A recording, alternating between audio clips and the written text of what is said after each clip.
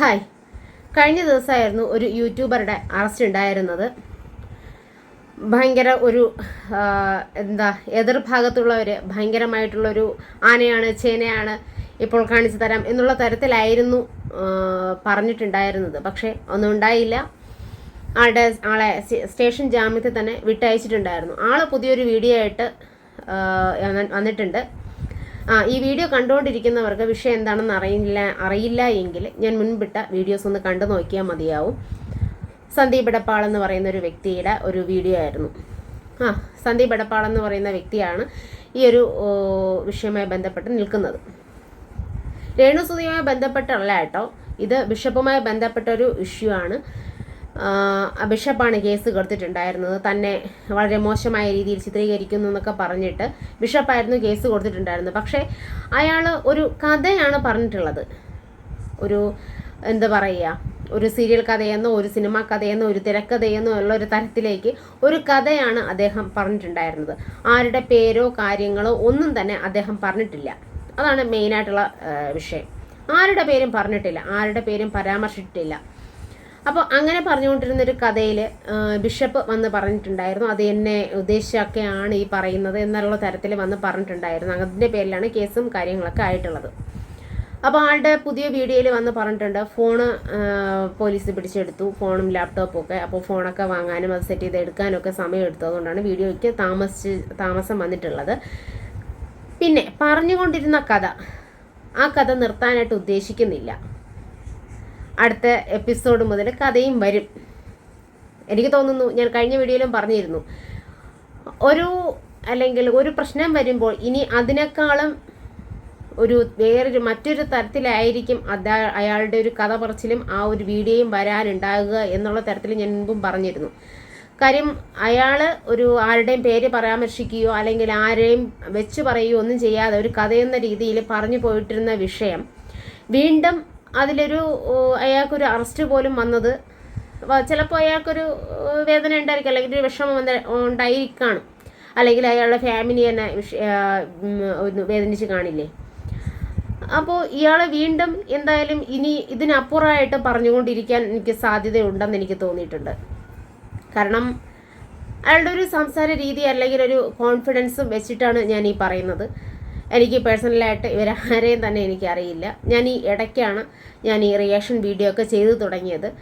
പിന്നെ ഞാൻ ഈ ആളുടെ വീഡിയോ, സന്ദീപ് എടപ്പാൾ എന്ന് പറയുന്ന ആളുടെ വീഡിയോ കണ്ടു തുടങ്ങുന്നതും ഈ ഒരു വിഷയം വെച്ചിട്ടാണ്. കാരണം ഞാൻ മുൻപിട്ട വീഡിയോസൊന്നും എനിക്കറിയില്ല. ഞാൻ ഈ കണ്ടു തുടങ്ങിയത് ഈ കഥ പറയുന്ന ഒരു പറച്ചിൻ്റെ അത് ഫസ്റ്റ് എപ്പിസോഡ് കണ്ടു. ആദ്യം ഞാൻ കാണുന്നത് 3ാമത്തെ എപ്പിസോഡ് എന്തോ ആണ് ഞാൻ കാണുന്നത്.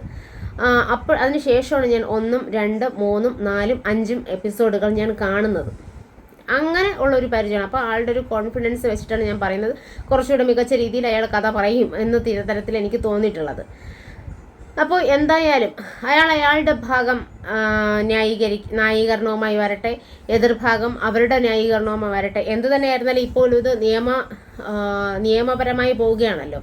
അപ്പോൾ എന്തായാലും സത്യം പുറത്തു തന്നെ വരും. ആരുടെ ഭാഗത്താണോ സത്യം എന്നുള്ളത്, അല്ലെങ്കിൽ എന്താണ് സത്യാവസ്ഥ എന്നുള്ളത് നിയമപരമായി തന്നെ നമുക്ക് തിരിച്ചറിയാനായിട്ട് സാധിക്കും. ഇപ്പോൾ നിയമപരമായി പോകുന്നത് കൊണ്ട് തന്നെ എത്രയും വേഗം അത് തെളിയുമെന്ന് തന്നെയാണ് തോന്നുന്നത്. കാരണം ഭൂമി പിടിച്ചെടുത്തു എന്നും അല്ലെങ്കിൽ പറ്റിച്ച് അപഹരിച്ചെടുത്തു എന്നിട്ട് അത് ദാനം കൊടുക്കുന്നു എന്ന് പറയുന്നതും, പിന്നെ സുഖമില്ലാത്തൊരു വ്യക്തിയെ മോശം പറഞ്ഞു എന്നുള്ള തരത്തിലൊക്കെ പറയുന്നുണ്ട്. പക്ഷെ ഞാൻ ഈ പറഞ്ഞത് അതന്നെ, രേണുസുതിയെ അയാൾ ഈ ഒരു വിഷയമായിട്ട് ബന്ധപ്പെട്ട് അല്ലെങ്കിൽ ആ കഥ പറച്ചില് രേണുസുതിയോ കിച്ചുവോ അല്ലെങ്കിൽ അവർ ഫാമിലിയായിട്ട് ഒരു തരത്തിലും ഇയാൾ ബന്ധപ്പെടുത്തിയിട്ടില്ല. ആ കഥ കേൾക്കുമ്പോൾ തന്നെ മനസ്സിലാവും. നിങ്ങൾക്ക് വേണമെന്നുണ്ടെങ്കിൽ റയർ റീൽസ് എന്ന് പറയുന്ന ചാനൽ കയറി നോക്കിയാൽ മതി. അതിൻ്റെ എപ്പിസോഡുകളായിട്ട് നിങ്ങൾക്ക് കാണാനായിട്ട് സാധിക്കും.